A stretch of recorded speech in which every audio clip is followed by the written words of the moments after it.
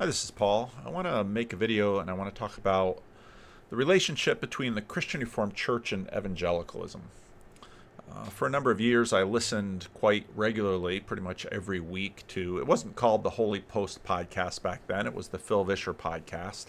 And I listened to it every week, and I was a big fan, and I participated actively in the Facebook page, and listened to it a lot. My interest at some point fell off. Of course, I hit the Jordan Peterson rabbit trail and started Estuary. Kristen DeMay is on their new series, Why I Am Still a Christian. Lecrae was on the first week. I listened to that with Phil Vischer, and Skye Jitani talked to Kristen DeMay, and maybe we'll talk about that at some point. She wrote a Substack about it. But the Christian Reformed Church and myself growing up, when I listen to Kristen DeMay talk, in many ways I hear myself maybe 10 years ago. And I think about why I've changed and what has changed. And maybe that's a good place to start. There's a post on CRC Voices of someone making the observation that they had visited Classis Grand Rapids East's fall meeting. The way the Christian Reformed Church works is that in the fall there are all these Classis meetings. Some classes are sort of the regional judiciary for the Christian Reformed Church. I've got a busy week this week because I'm a synodical deputy, so I'm going down to California and dealing with some classical issues in Southern California, and then I have my own Classis next week. But this person had written to CRC Voices that they were a little disappointed by the meeting in Classis Grand Rapids East because it seemed to be business as usual. Now, he also said that 40% of the meeting was in executive session. It must have been strict executive session because he wasn't allowed to be in it. It's probably in that area that they talked about all of the issues that are swirling around Synod 2022 and Synod 2023. What he wrote really didn't surprise me, but it sort of initiated myself doing some writing and thinking about what's going on in the CRC, and I thought I'd share some of that. In the CRC, the fight is based on the slimmest of confessional real estate, while I suspect the differences are further down below the surface. If the differences between the Mainline and the diversity of non-affirming Christian churches around the culture were limited to how they regard marriage, it would be an entirely different debate. What's interesting is that the Mainline is united, in a sense, and that they mostly look alike in terms of their concern and their ideals. Whether they are Presbyterian, Unitarian, Methodist, Episcopalian, they all seem to be sort of heading in the same direction. It's a unity of sorts, but it's a telling one. I don't expect the sort of heat between any of these churches because for the most part they focus on their focus of urgent concerns seem to align. Climate change, sexual liberations, government action, etc. It's like government action in terms of equity. Those are their agendas. That unanimity is very interesting to me. The non-affirming churches, by contrast, look startlingly diverse. Nearly every other approach to Christianity, Orthodox, Roman Catholic, Baptist, Reformed, Pentecostal, etc., don't affirm but are startlingly different in how many different ways. They might agree on being non-affirming, but their eschatological, missional, liturgical agendas are startlingly diverse, and you can generate a heated doctrinal debate very easily, and we see this on YouTube. It's sort of like the Mainline is over here, and even if they've got striking differences, such as Presbyterians and Unitarians and Methodists and Episcopalians, their social agenda seems to all sort of be in lockstep, whereas the rest of the churches are all over the map on all sorts of things, and there can be all sorts of fights about doctrine and behavior, believing, behaving, belonging, all of those sorts of issues. There's all sorts of fights between them.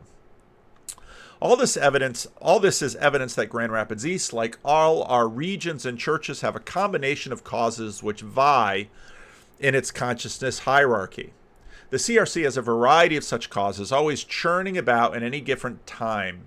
Many churches and even many individuals maintain multiple agendas within themselves, vying for supremacy and attention. And so what I carved out was sort of three different approaches, and these are true of the CRC. I think in various permutations. They're also true just sort of generally in the culture in terms of large ideologies or large religious differences. And I didn't want to have the list be too long because, of course, consciousness is sort of monofocal. And then 2, we sort of compare and contrast. 3 is about what we can handle. The first is liberation as social justice, climate change, gender equality, gender binary destruction, government-regulated equity, etc. We all know the list. It's one of the most powerful coalitions in our culture today, and a variety of mainline churches have made it their primary or at least their most visible cause. Number 2, conservative social justice, stopping liberation as social justice. They're the opposition party. Restrictive abortion, selective liberty, return to a more overtly visible religious symbolism in politics. That's sort of the dread Christian nationalism debate. That list is around 2. And the third one, evangelical salvationism. Now, by saying evangelical, I don't mean to exclude the Orthodox or the Catholics. It's sort of the European, broadly evangelical. Concerned that individual souls not passed into a Christless eternity of various temperatures and sufferings. Now, I know already a bunch of you universalists, and there's all sorts of things in here that are going to be different. Again, this third group is tremendously diverse. Well, just let me read the rest and maybe you'll understand. This was first written mainly with respect to the Christian Reformed Church. Evangelical salvationism. Concerned that individual souls not pass into a Christless eternity of various temperatures and sufferings. Most of this focus is next worldly. Some are broad to include a mere Christianity, Bible-believing ecumenicity. That's really what evangelicalism tried to do. As opposed to, let's say, stricter fundamentalism, evangelicalism tried to be much more of a serious Christianity that could work in mainstream suburban American cities. If you look at neo-evangelicalism, Molly Worthen's book, The Disciples of Reason, that's really sort of who they are. And that's really, in many ways, part of what the Christian Reformed Church tried to emulate. And that's where there's sort of a huge overlap between the Christian Reformed Church sort of has some very tiny sliver that's really mainline-ish, and has a part that's sort of much more young, reformed, conservative, have a part that's really confessionalist, a part that's sort of reformed Catholic, which is, neo-sacramentalist, but then a good size of the Christian Reformed Church is sort of right there in the Holy Post direction. Some are broad to include a mere Christianity, Bible-believing ecumenicity that now in the 21st century, unlike previous centuries, Orthodox, Catholic, Protestant, Pentecostal, etc. In other words, people aren't real. I picked up the George Marsden's Jonathan Edwards biography again, and again, just remembering just how fervent anti-Catholicism was, and especially in the colonial period, of course, the Spanish and the French were Catholic, and so the English, who were nonconformists, saw Catholics as the big enemy because they could come rolling in with French and Spanish armies and lay waste to the English, sort of what the English did to the Dutch in terms of taking them over. Most of the concerns are an overt embrace of supernaturalism. Notice the modernist, anti-modernist concerns.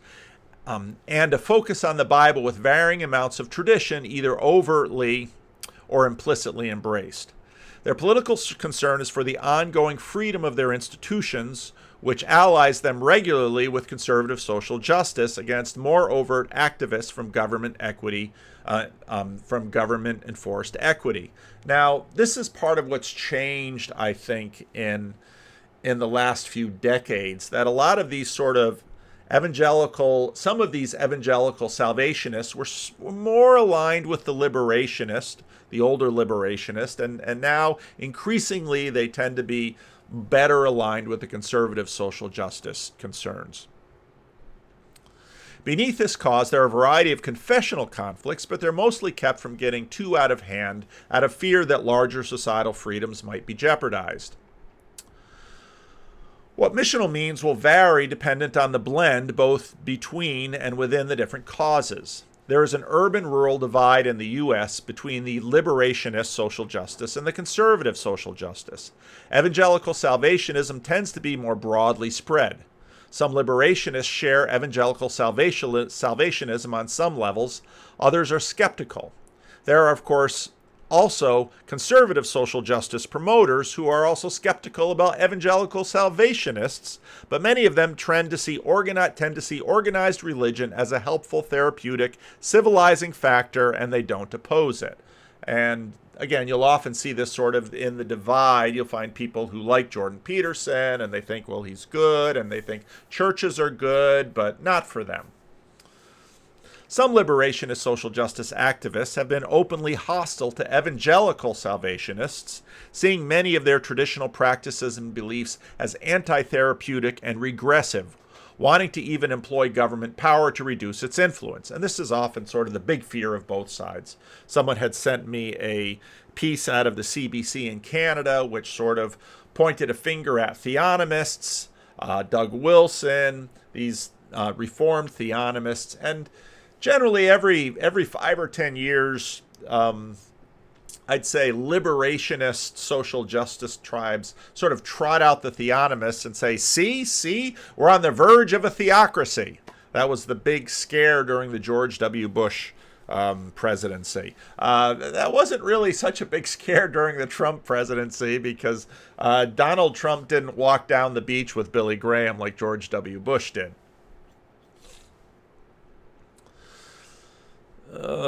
This is, of course, has set up the alliance between the conservative social justice tribe with evangelicals. So a lot depends on what your mission is. There's room for nuance beneath these dominant tribes, and my guess is that there are many in Grand Rapids East that want to pursue some blend of all three. This, of course, is tried with some version of evangelical salvationism is raised, and liberationism tends to tries to fit in within. That's the experiment of evangelical moderates affirming churches. They're an outlier.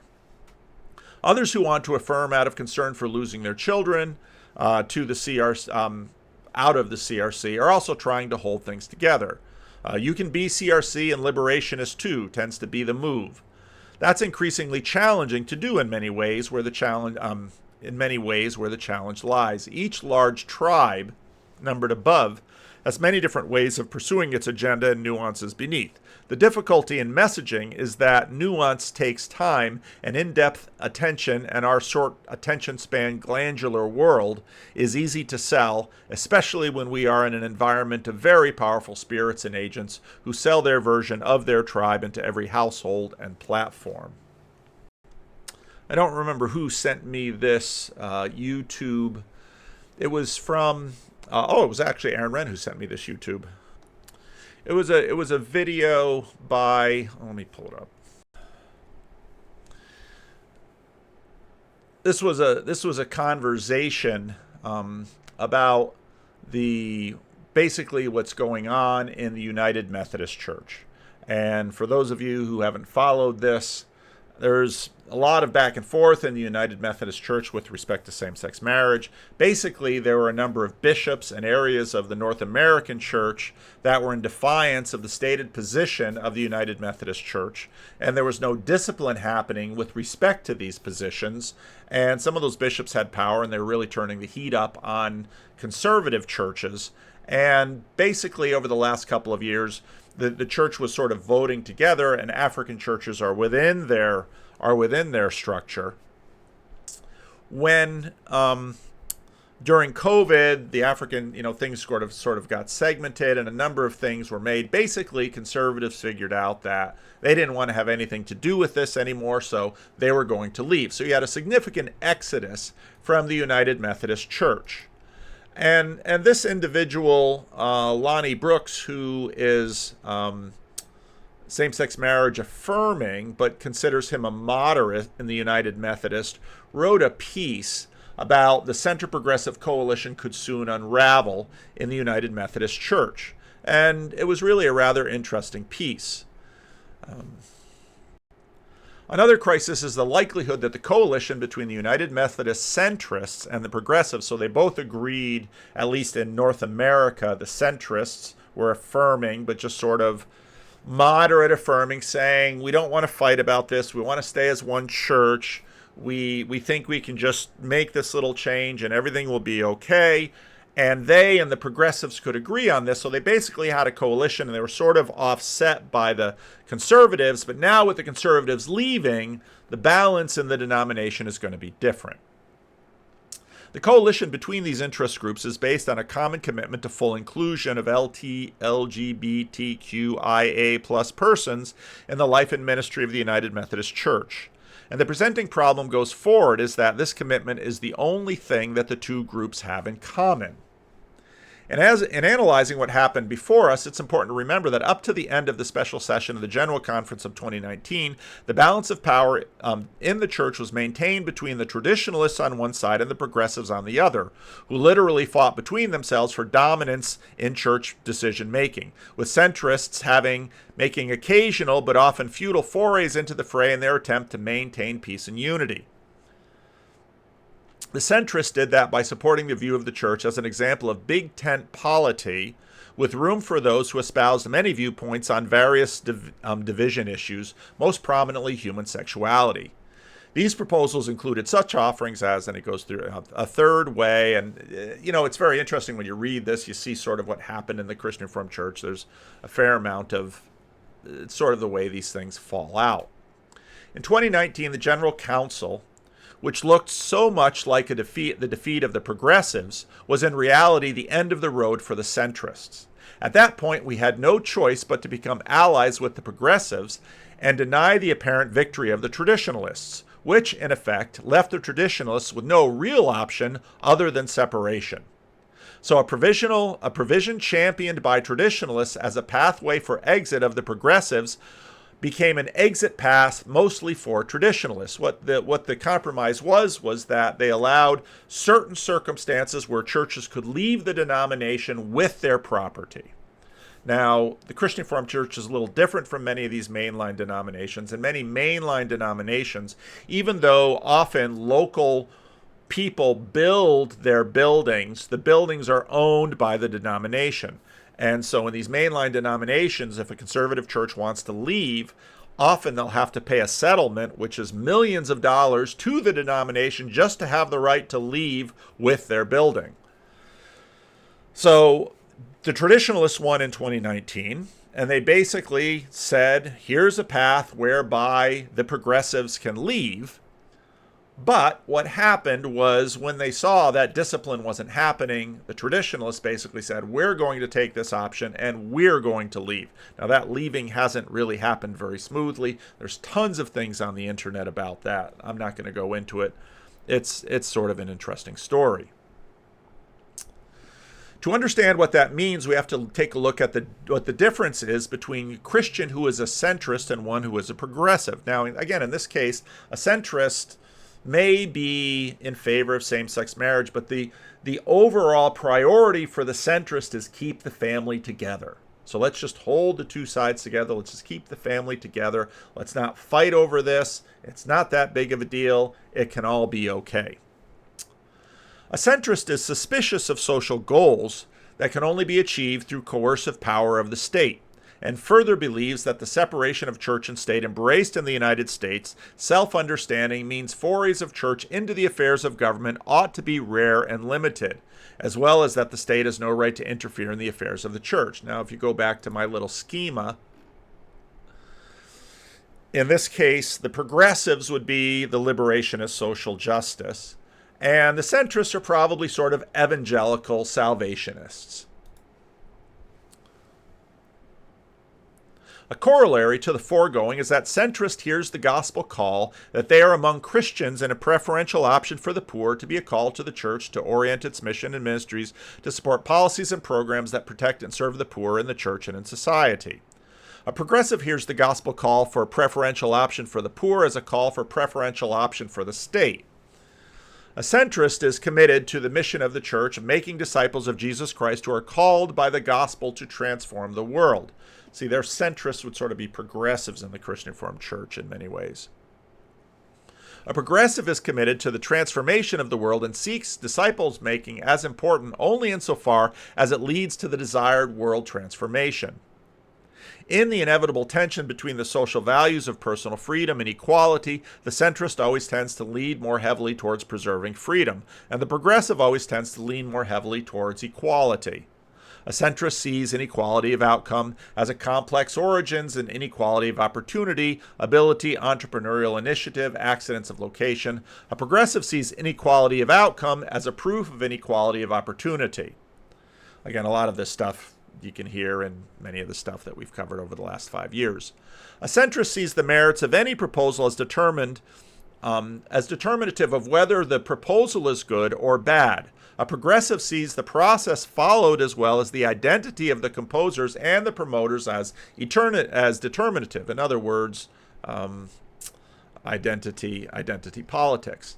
Now, where he goes basically. Well, where did the rest of this thing go? Did I jump too far in it? Basically, his argument is that what's going to happen is that with the traditionalists gone, the progressives are going to rule the roost and basically are going to completely steamroll the centrists. In other words, centrists may themselves have to leave or are just going to have to be at the mercy of a liberationist agenda. Here's the paragraph. Should have read a little bit more. Whatever else it means for progressives to stage General Conference 2020 to be held in 2024 as a triumph for the progressive movement, it will most likely mean the end of any dream of big tent church with room for dissent on the agenda of progressives, which means, for all practical purposes, turning the agenda of the Methodist Federation for Social Action into the law of the United Methodist Church. Basically, he being a centrist, saw centrists as being flexible and reasonable with respect to being able to debate these issues. Now he basically says that the tyrannical, totalitarian progressives are going to rule the roost in the Methodist Church, and that's basically going to mean game over for the church. Now, when I look at, let's say, Phil Visser and Skye Jitani and the Holy Post podcast, I basically see sort of centrism at work, probably a little bit more to the right than what we see here. He was on Ed Stetzer's podcast. It's a 2-part podcast. Actually, Bethel McGrew sent me the link. I listened to it. It was an interesting podcast. And the further it got to the end, the more clear it got. And, well, maybe I'll play a little bit of that for you. My team who's listening is very much enjoying this, but here's my question for you. Okay. This is your last chance to ask me that hard-hitting question that I promise I'll answer. If we listen to you, what's evangelicalism going to look like? Oh, that's a good one. John Stott on a bicycle. In other words, someone's going to make a mid-journey. Someone's going to use AI and create John Stott on a bicycle, and we'll make that the image for this episode. The classic strains of British Northern America, Northern evangelicalism, but not taking itself seriously. Good. Quite so seriously. Hence the bicycle. Good. So that's going to be conversionist. Now this is classic Phil Visser. Before it became the Holy Post podcast, basically the podcast was Phil would pull articles out of the news, he'd bounce them off Skye, he'd bounce them off Christian Taylor, and they'd have some fun with it, and they'd talk about some serious issues. The podcast has developed quite a bit since then. I think, part of it, they have sponsors, and I noticed today that the sponsor was the same one that Joe Rogan had, and I thought, oh, that's interesting. Not too long ago, I made a video that I entitled, "The Church Has to Be Strange Enough to Be Holy for a Skeptical Secular World." And I often talk about steep slope, gentle slope. Phil Visser, the Holy Post, Skye Jitani, very much gentle slope approach to missions, not steep slope. Part of the difficulty in our secular world, part of the reason the strange gets traction is because, again, the strange has impact, and a lot of people look at it and say, if you're not distinct enough from the culture, you're not serious. And I think there's something deep in the human imagination about holiness, that holiness is other. So the other may be strange and the other may not be terribly godly, but otherness has a power in the culture that just a little bit different doesn't. And what, again, sort of what evangelicalism tried to do, again, it got really its rise in the middle of the 20th century, was say, we're not as other as fundamentalists. We're not handling snakes. We're not, not going to movies, although some of them did not go to movies. We're not doing these. We can participate in culture like everyone else. We'll watch TV. We'll listen to the Beatles. We'll do all of these things. We'll participate in culture, but we'll also be Christian. And again, that's sort of gentle slope. This is, you can keep your respectability. You can be just like your suburban neighbors, and everything will be fine. Now, again, I think Aaron Renn's positive, neutral, negative world has something to teach us here, because increasingly what we've seen is that we see some of our more prominent conversioning happening to stranger, more outlier religious groups, for example, like the Orthodox. And so there's something going on here in terms of the time changing. And as we sort of went from a positive world, let's say before the 80s and 90s, and then into a neutral world in the 90s and aughts, and then really into a negative world in the 20 teens, the ability to attract credibility has everything to do with the cost of discipleship. So back to John Stott on a bicycle. That's going to be biblical teaching on issues of gender and sexuality. Scott was Yes. very clear on that. That's going to mean, social concern. Stott writes about this on more than one occasion about caring for the least of these, the poor, those without. So a Stottian evangelicalism would be something that you would say that's a win. Absolutely. With a few exceptions, I could get on board with that. Yeah, and I'm not a Stott scholar. So Yeah.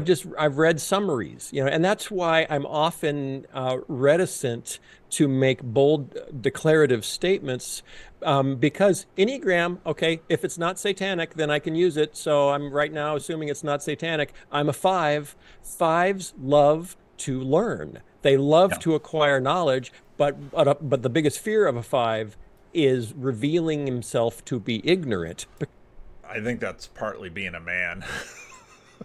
I've never gotten into the Enneagram thing. Sometimes people tell me their number and I'm like, I have no idea what you're saying. Because he hasn't learned enough and he spoke.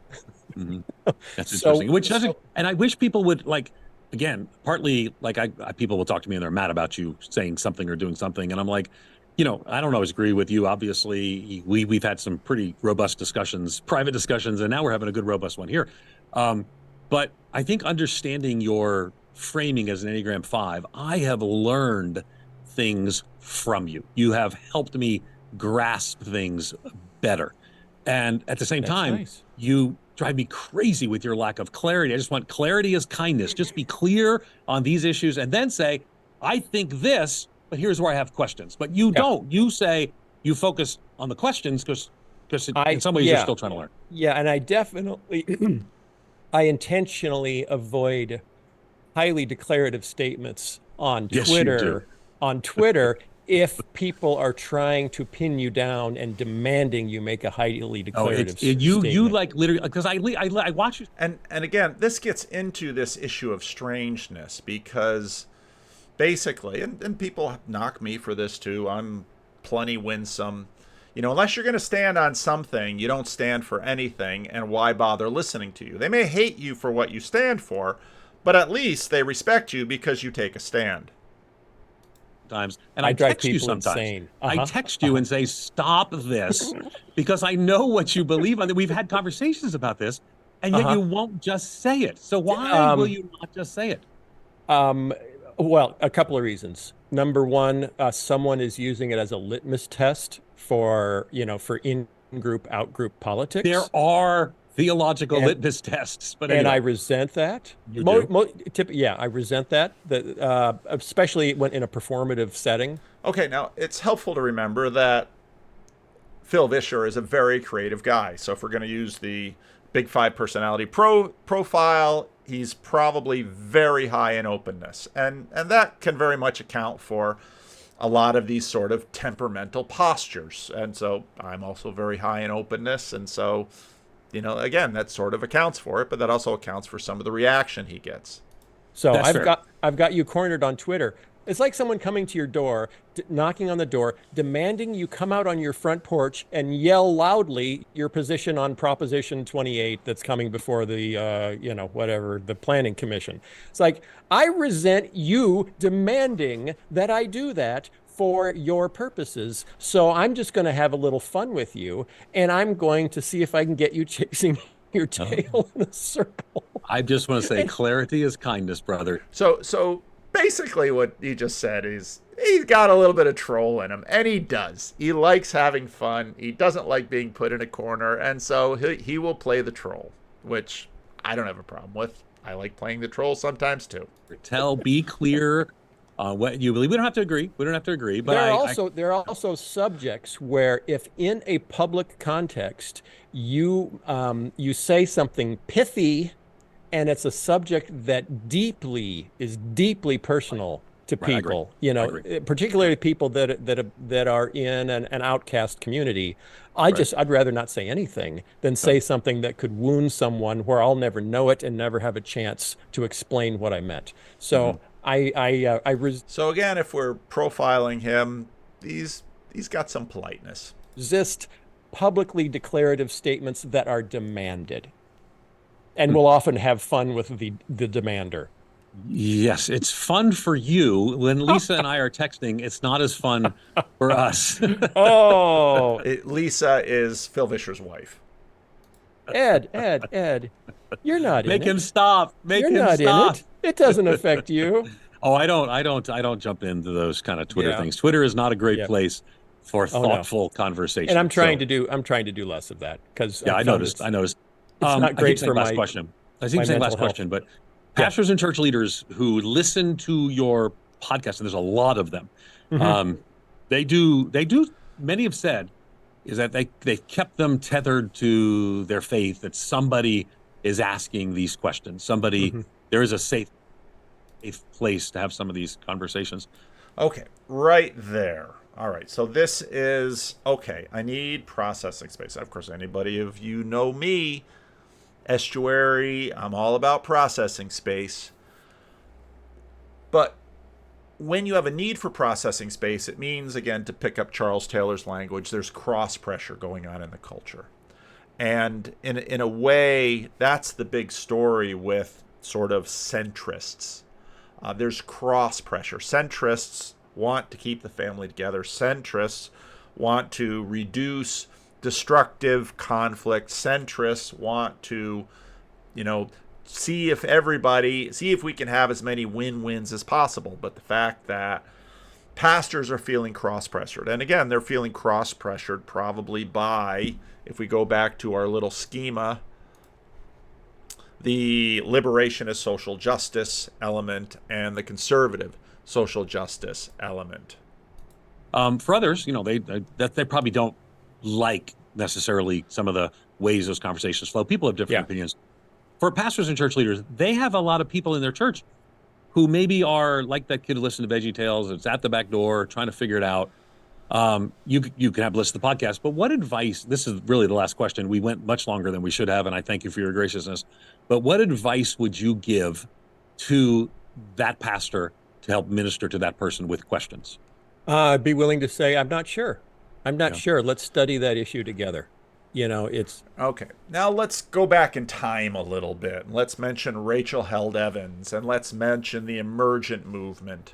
So, sort of the way things went in the 20th century after the war, you had this surge in evangelicalism after the war. I was talking to Cale Zeldin. He said there's a surge in Catholicism. Makes perfect sense that after this, you have the Great Depression, then you have the Second World War, you have these horrendous losses overseas, you have basically almost the 30s and the 40s. I mean, you got 10, 15 years of tremendous stress and difficulty. And those of us who had parents or grandparents that lived through that period know that really shaped them. And they were savers. They were cautious, conservative people because they knew that the bottom could fall out. You get this surge in religiosity in American culture, especially joined up with the Cold War, which, marshaled God against godless communists, and you could sort of pull Protestant, Catholic, Jew together into a coalition and stand against the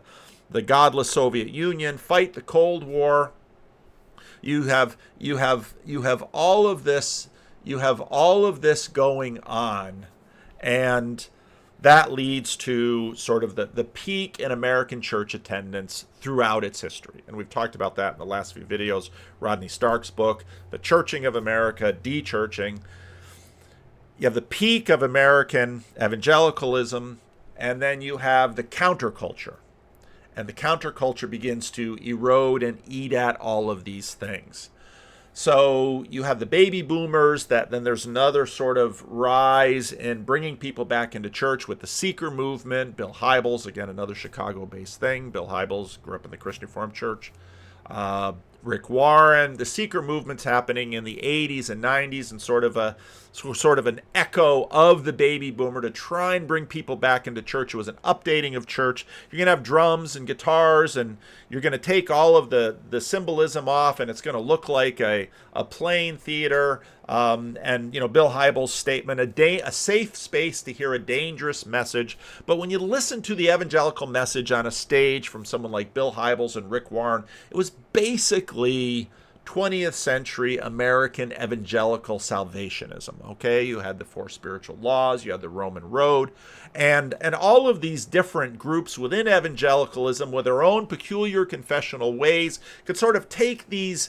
Bill Hybels had 7 steps. Rick Warren had running around the bases. You could take these and sort of apply them with your own little confessional quirks and features and make it work. And that was sort of the last gasp of the big baby boom evangelical movement. And it was followed by the Emergent Movement. And I remember Willow Creek, of course, they believed they had cracked the code for the baby boomers and knew how to get unchurched Harry and Sally into church. And so then they saw Gen X coming and thought, we have to crack the code for Gen X. And basically what they did is they changed the music a little bit. They tried to make things a little bit more edgy. Again, the seeker ethos was predominantly, we're going to preach wisdom in church, and once that they see that our biblical wisdom works, then they will embrace the gospel. Then we can make them behave like Christians. But the Emergent Movement, Willow Creek, and the seeker movement basically ended with the Emergent Movement. Again, there aren't sort of like endings for this. There's elements of seekerism that continue to go through the American church. But the Emergent Movement was very interesting because it's sort of split. And if you go back a ways in my videos, you can see a video which I compare Mark Driscoll and Nadia Bolz-Weber and say they're sort of like opposites in the Emergent Movement. They were, very much against the big sound, evangelical, seeker approach. Mark Driscoll, of course, would yell. Nadia Bolz-Weber would, of course, make jokes and be totally inclusive and affirming. She made news by being, having tattoos and cussing, but being radically open and affirming. Mark Driscoll, you could drink beer, you could cuss, you could yell, and you'd be radically exclusive. And again, it was sort of the edges, the fringes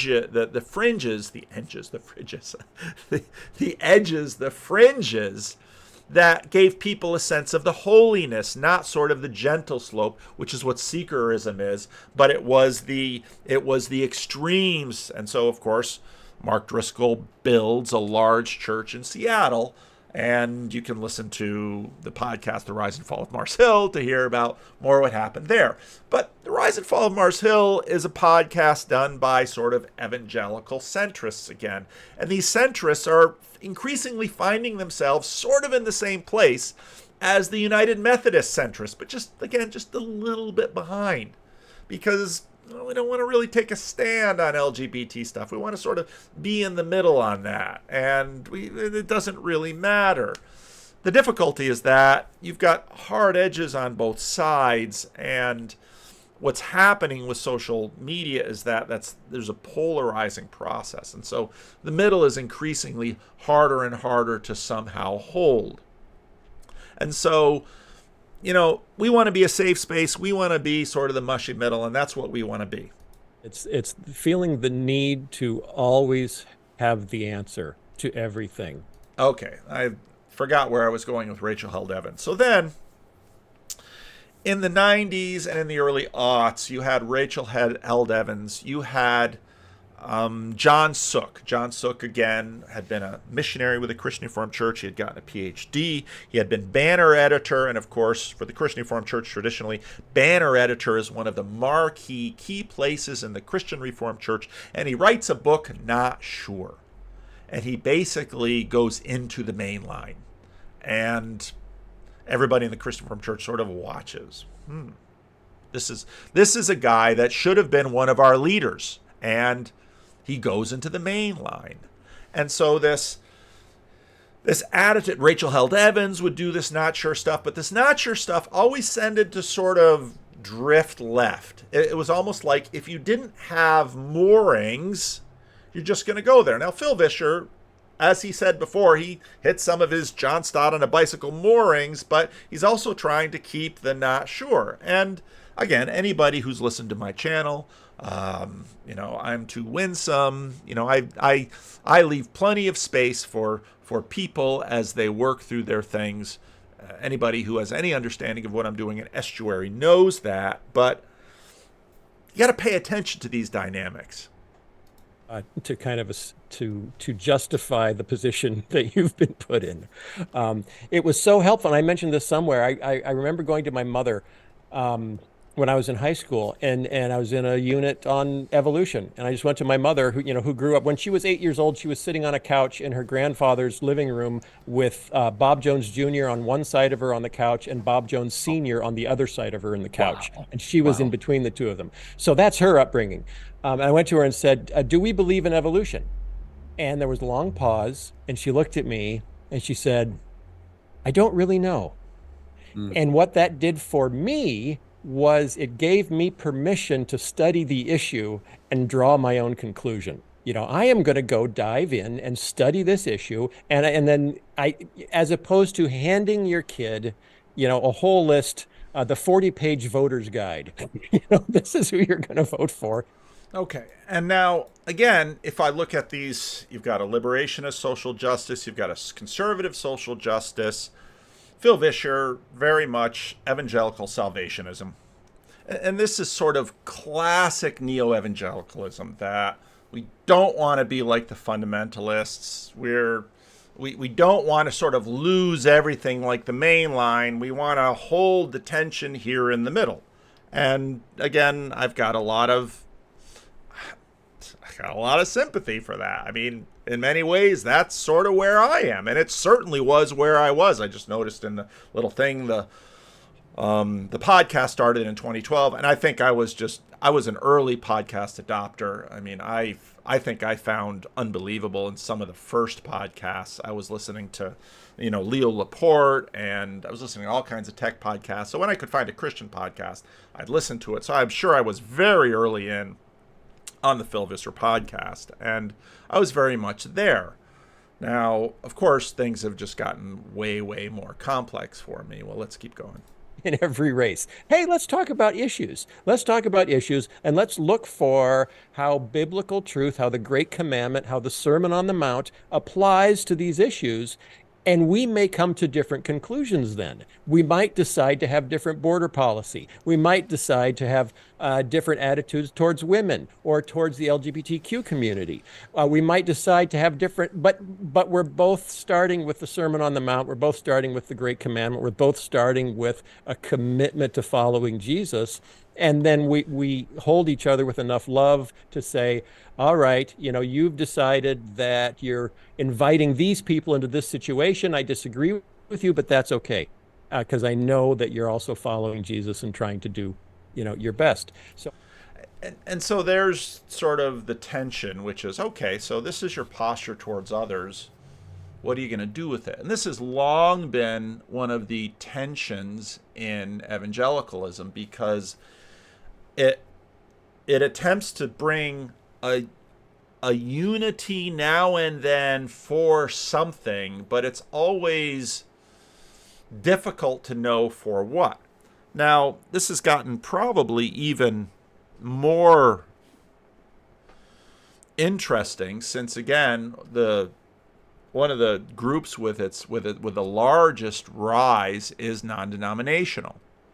And there's always a question of wineskins with respect to them. So, they're Catholic, you sort of know where they're at. They're Orthodox, none of us sort of know where they're at. They're evangelical. What does that mean? Well, they're fundamentalist. And again, so we sort of look at these three schema: liberationist and sort of conservative social justice, evangelical salvationist. And a lot of these have to do with, okay, where exactly is the locus of your salvation? Now, of course, evangelical salvationists will tend to either be predominantly next life or at least include next life. Some conservative social justice, the social justice factions will tend to be more this life, this world, this space now. I'm really just going for the humility to say I have full confidence in Scripture and much lower confidence in my inerrancy as an interpreter thereof. Ladies and gentlemen, Phil Vischer, thanks for taking the time to talk with us. You're welcome, Ed. Okay, so there's the interview.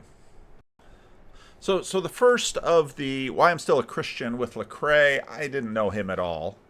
Now, it's helpful to remember that demographically, the African American, I've said this many times on my channel, African Americans demographically per capita are the most Christian group in America today. The connection to the black church is deep in black communities. And you can look at the deconstructed. I found the deconstructed chapter on BIPOC, black, indigenous, people of color, deconstructed to be super interesting. I won't go into it now. But I listened to Phil with Lecrae, found it interesting, heard sort of how he sort of came to prominence, his backstory, a bunch of the stuff that happened with Michael Brown, a lot of these high-profile legal incidences with respect to African Americans and how they shook out, sort of really shook him up, especially in terms of a lot of the framing that had been done and continued to be done with respect to white evangelicals. And so a lot of that went on, and I know I just triggered a whole bunch of you in a bunch of different ways. You can watch this and decide. And so, then a nice conversation on, okay, well, where's your faith now?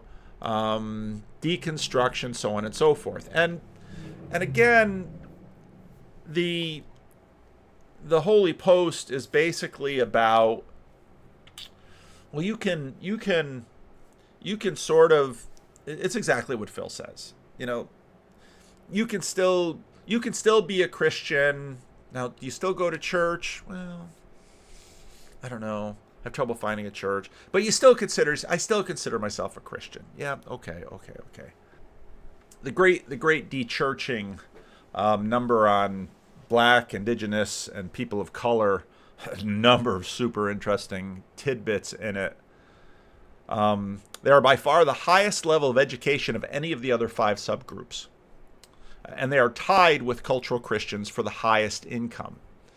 We were struck by how the group was overwhelmingly black and male. Over half of those survived in this group were black men. Extrapolated, there could be 1 million affluent and upwardly mobile black men out there who, like Jeremiah, have left evangelical churches, which is super interesting because, I mean, the dynamics in the black church are super interesting with respect to women and men. They really are. These men are by far the most educated and affluent of any of the de-churched categories, not just evangelicals, but any religious tradition. This group is disproportionately located in the Southeast, as our survey, with 38% living in the region. Perhaps most surprising is the fact that half of the members of the D-Church BIPOC group feel that racial problems in the U.S. are rare, isolated situations. This unexpected consensus puts D-Church evangelical people of color in second place out of the 5 groups in having a relatively positive view of racial tensions in our country. You would never get that from reading a lot of evangelical literature. There's just sort of this one message that goes out. The only group with more optimistic response to this particular question was the cultural Christians, with 54% of our survey expressing the belief that U.S. racial conflicts are uncommon rather than widespread. Reasons for leaving the church: I struggled to fit in or belong in church. My life got 19%. Now, there's another piece that someone wrote recently in response to this book. This guy basically looks at all these surveys and says, surveys, really? Do people, are those questions really that good? Do people really answer them? Do people even know themselves? And the main point that he said, what's really behind this, it's not politics or attitudes towards sexuality, but a failure to offer a sense of belonging.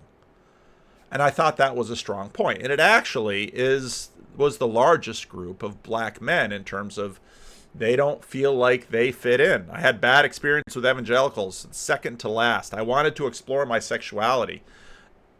Many of the reasons that tend to be forefronted, often by mainline and let's call sort of the modern evangelical establishment and evangelical centrists, they don't tend to be the reasons in this book. A lot of the reasons tend to be very surprising. I found the book quite interesting. It's a very surprising book. Now, before I get into Kristen DeMay's episode of Why I'm Still a Christian, she wrote I think in some ways the Substack is a lot better than the video. She wrote a kind of a nice piece that was out today. A couple of months back, Holy Post asked me if I'd be willing to participate in a little series they planned, Why I'm Still a Christian. I love Holy Post, but this just gave me pause for several reasons. Nothing in this thing surprised me. Although I'm very open about talking about my personal faith in face-to-face settings when asked, and although I talk about all sorts of topics related in my faith with great candor with students, friends, and fellow Christians, it's not usually something I lead with. And by usually, I mean never. That's very Christian Reformed. Christian Reformed people don't tend to be door-to-door people. They tend to be people that say, I will show you my faith by my actions. I am not going to talk about it. And a part of that is just sort of a Dutch thing. The whole reason I'm any sort of a public figure is because of my historical scholarship. I continue to insist that while my personal convictions may be interesting to readers, my scholarship stands regardless of one's agreement or disagreement with my faith. It's a fairly modernist posture. That said, I study evangelicals, so it didn't surprise me when I started getting questions about my faith after the book came out. When the series was announced a couple of weeks ago, one announcer posted something to the effect of, when I heard about the book, I just assumed the author wasn't a Christian. Later, she read it and saw otherwise, and there was a lot of unpacking there. First, there's the possible conflation of white evangelical and Christian. Many white evangelicals have grown up conflating their particular cultural religious values to timeless essential Christianity.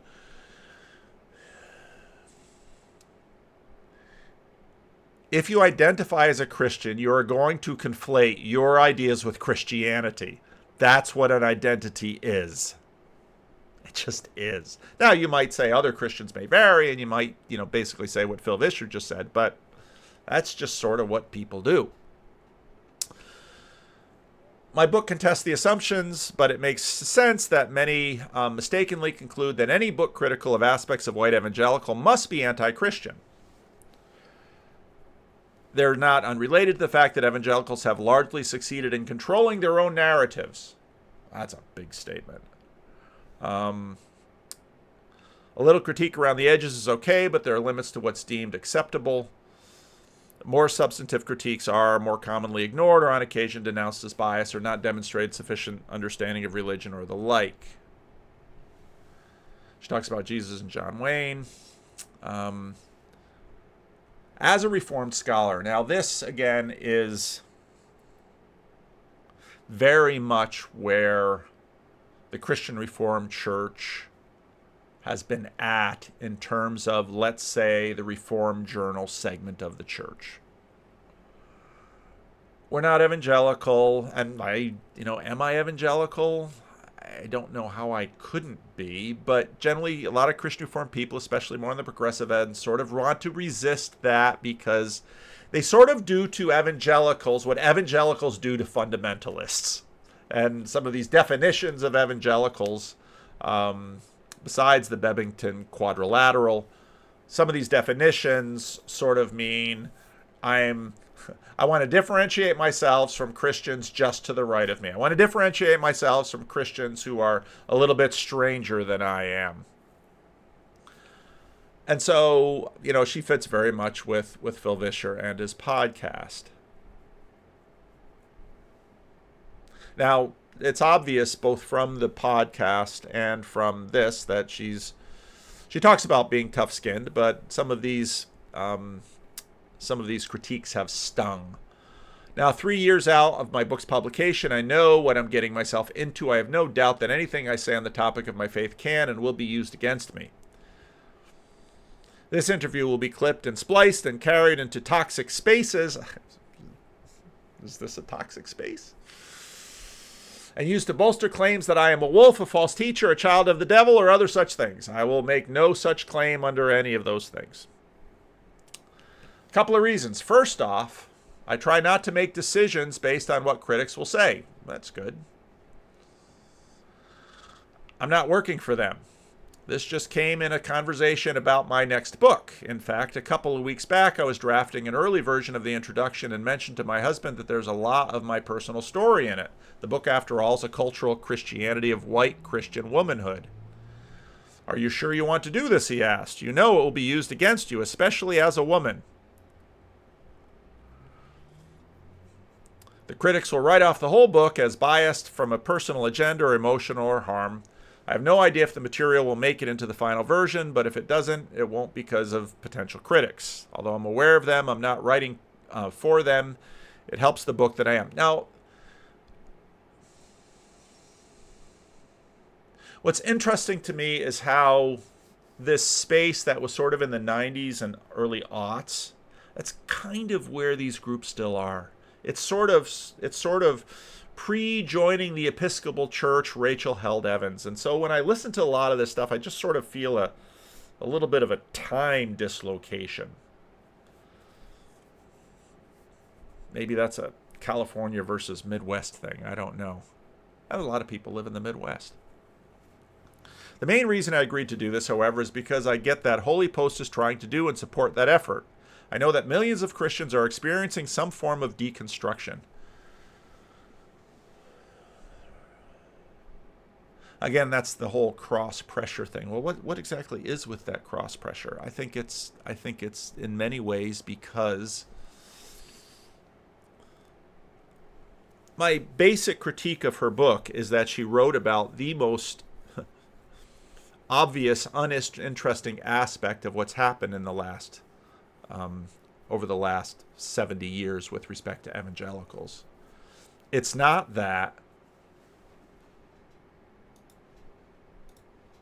conservative social justice people have their religion and their politics mixed together. Everybody has their religion and their politics mixed together to one degree or another. What's interesting to me is how mainline Christianity lost its overt connection or identification with Christianity. And what's interesting to me is sort of the transition from a positive neutral to a negative world. That's of more interest to me. And that's what's in many ways made this transition difficult. So if you go back and you say, look at the United Methodist Church, and you look at this centrist who's LGBTQ affirming, but basically is looking at the difference between, let's say, an affirming evangelical salvationist versus a liberationist social justice person. He's saying you just lose it. You just get lost. The tension can't be held. Now, I don't know where to go with that. I'm not sure the tension. I certainly try to hold the tension, but it's that the idea is that, well, if we can just keep trying to keep them in church, and maybe by having sort of an accommodationist posture, we can keep them in church. The difficulty is there's very little evidence for that in terms of what's happened over the last 20 years. That's part of the reason that I've basically moved on from that position. I don't see it happening. I don't see it happening at all. In a place like Central California, the churches that were the most accommodationist have done the poorest. And this goes back to what Lyle Shaler said in the 70s and 80s, that basically the dynamics of a congregation is that congregations are strengthened by counterculturalism. And so if you're just sort of a little less edgy, like the people on TV, like the cool kids, but you're trying to be nice with Jesus too, people won't be bothered by you. They won't pick on you. They won't yell at you, but they're probably not coming to your church either, because they don't really have the sense that you have anything to offer. And it's for that reason that, now you can be different in a lot of different ways, but it's the churches increasingly that are markedly different. They tend to be the ones that in fact are either holding their own or growing. Pentecostalism is in many ways counter-modernity. They got plenty of their own other issues too.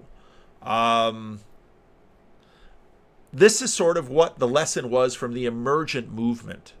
But in some ways, this whole tribe hasn't moved on from the Emergent Movement. Because generally speaking, if the culture listens to you and you say,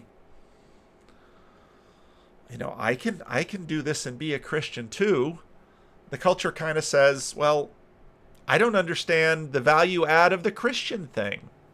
Well, that means I have some comfort when it comes to where I go after I die. And a lot of the rest of the culture either has sort of vaguely universalistic impulses with after you die. That's been around for a long time. Well, the only people who suffer hell are genocidal dictators and my political opponents, and the people who annoy me in my neighborhood. Those are the people in danger of hell, but good people, they're okay. That's kind of where everybody's at. And so the reason for your church, the truth is that most people start coming to church because something has broken in their life. And they're going to make a change, and it's probably going to be disciplined and dramatic.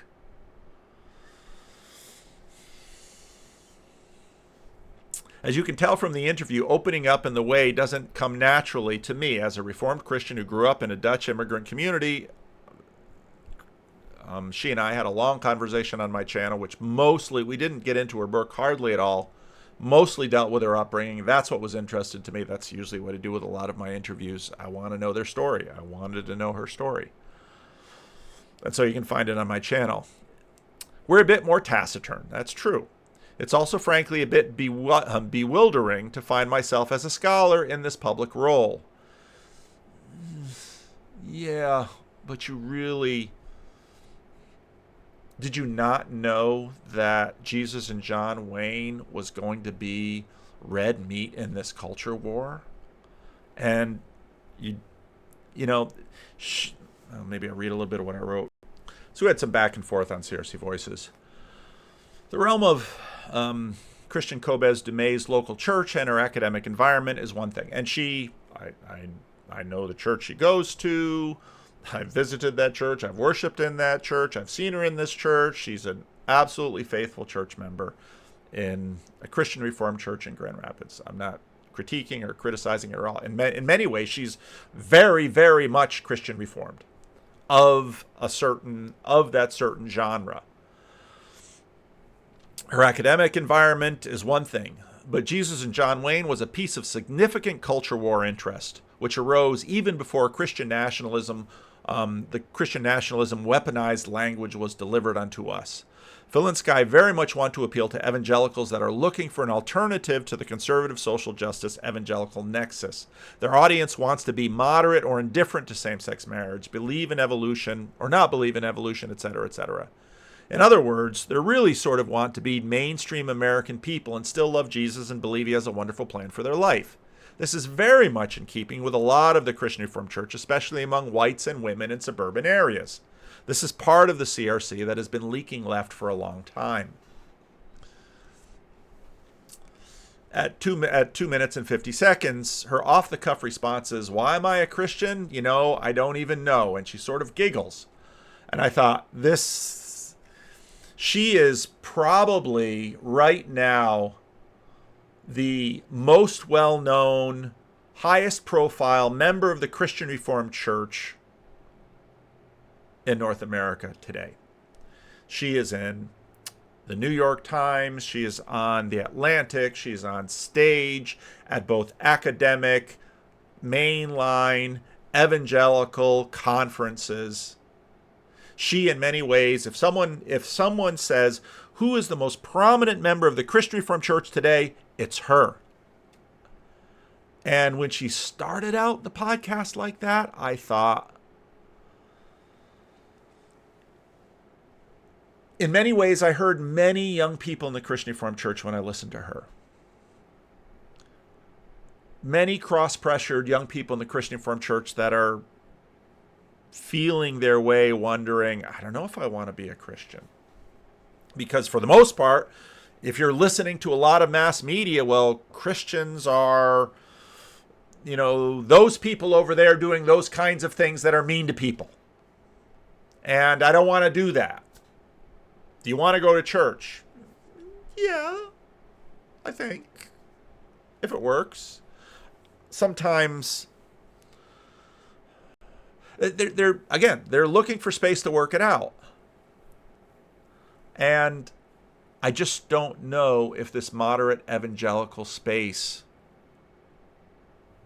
is actually going to lead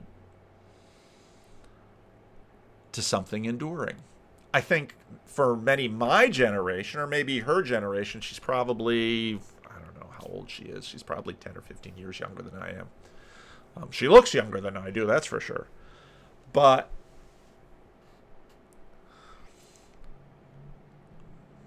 I've seen a lot of efforts this way for that group basically go nowhere. And I don't know. I'm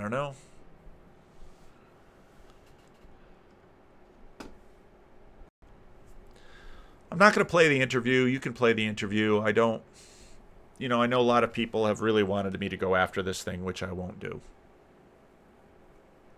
I think it's unseemly. I am not going to go after someone in my own denomination. You can make up your own mind what you think of this about this approach.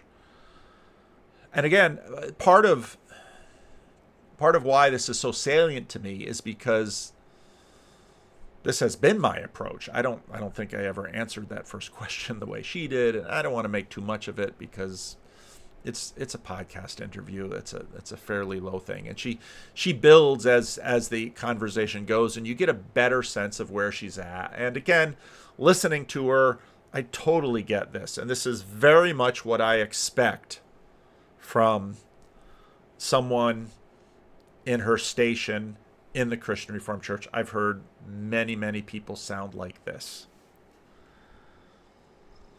But like it or not, she's a role model.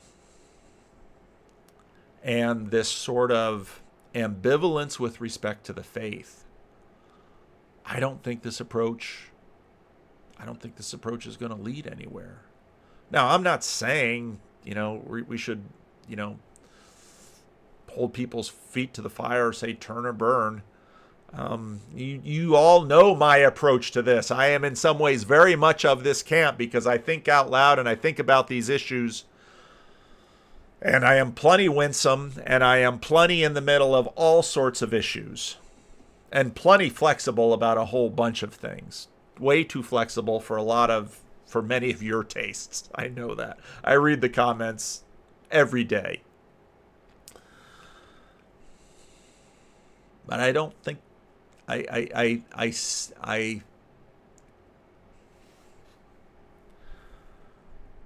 think it's going to take a lot more and better work at a lot deeper issues than just sort of being nice in the middle.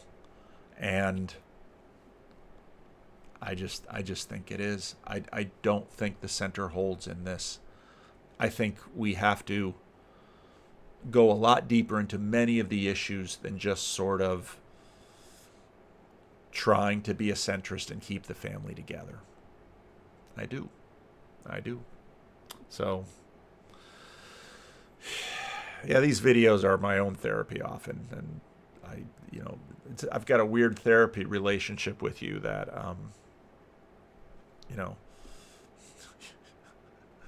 I talk to a crowd instead of a therapist in a room with respect to some of these things.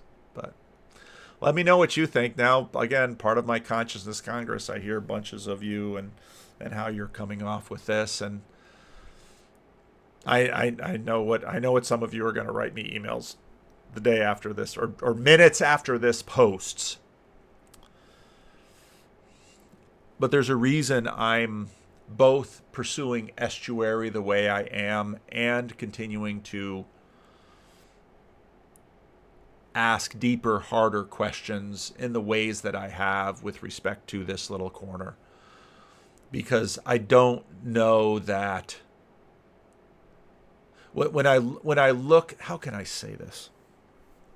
When I look at the conversations going on in that space, sort of 2020s Midwest moderate neo-evangelicalism, I don't think they're going anywhere. Now, maybe they're still working in the Midwest to a degree. I don't know.